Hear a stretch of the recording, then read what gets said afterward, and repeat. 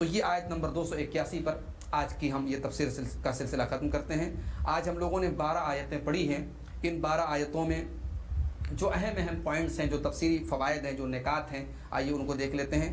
سب سے پہلی چیز ہم نے یہ پڑھی اور یہ سمجھی کہ ریاکاری سے اگر ہم بچ کر کے صدقہ کر رہے ہیں تو کھل کر کے بھی صدقہ کر سکتے ہیں، علانیہ طور پر بھی صدقہ کر سکتے ہیں، لیکن خفیہ طور پہ صدقہ کرنا افضل ہے۔ دوسرا مسئلہ یہ معلوم ہوا کہ محتاج اگر کوئی کافر ہے، ضرورت مند کوئی کافر ہے، مشرک ہے، تو اس کو بھی صدقہ کی رقم دی جا سکتی ہے، البتہ زکوٰۃ نہیں دی جائے گی۔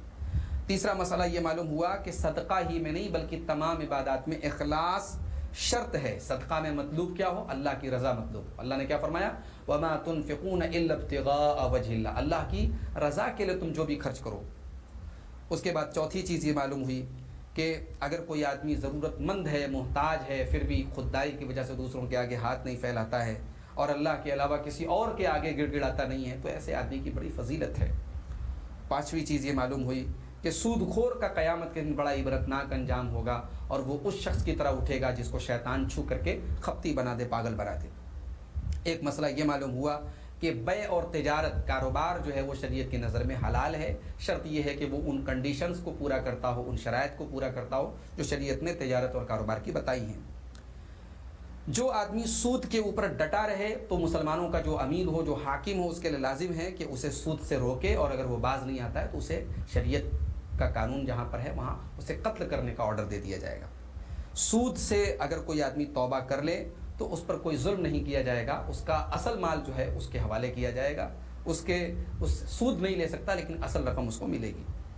اسی طریقے سے صدقہ کو باطل کرنے والی اور اس کے اجر کو کم کرنے والی 4 چیزوں کے بارے میں پتہ لگا۔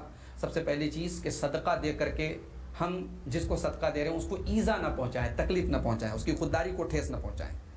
دوسری چیز احسان نہ جتائیں۔ تیسری چیز ریاکاری نہ ہو، اور چوتھی چیز ردی اور خراب چیزیں صدقہ میں نہ دیں۔ ان 4 چیزوں کا اللہ تعالیٰ نے ذکر کیا کہ یہ 4 چیزیں صدقہ کو ضائع کر دیتی ہیں۔ اسی طریقے سے ایک بات یہ پتہ لگی کہ حرام سے مال کی برکت ختم ہو جاتی ہے، نمبرز بڑھتے ہیں، ایسا لگتا ہے کہ ہم 100 کا 150، 100 کا 200 کما رہے ہیں، نمبرز تو بڑھ رہے ہیں لیکن مال کی برکت ختم ہو جاتی ہے۔ یمحق اللہ الربا ویربی الصدقات۔ اور ایک چیز یہ معلوم ہوئی کہ جب دل میں حرام کی طلب پیدا ہو، حرام کمانے کی طلب پیدا ہو، تو قرآن کریم کی یہ آیت یاد کر لو، وَاتَّقُوا يَوْمًا تُرْجَعُونَ فِيهِ إِلَى اللَّهِ، اس دن سے ڈرو جس دن تم اللہ کی طرف لوٹائے جاؤ گے۔ تو یہ قرآن کریم کی تفسیر کا یہ سلسلہ ہمارا چل رہا ہے، جو انشاءاللہ مزید آگے بڑھے گا۔ اللہ سے دعا ہے رب العالمین ہمیں قرآن کریم کی آیات کو سننے کی، سمجھنے کی، پڑھنے کی اور عمل کرنے کی توفیق عطا فرمائے، آمین۔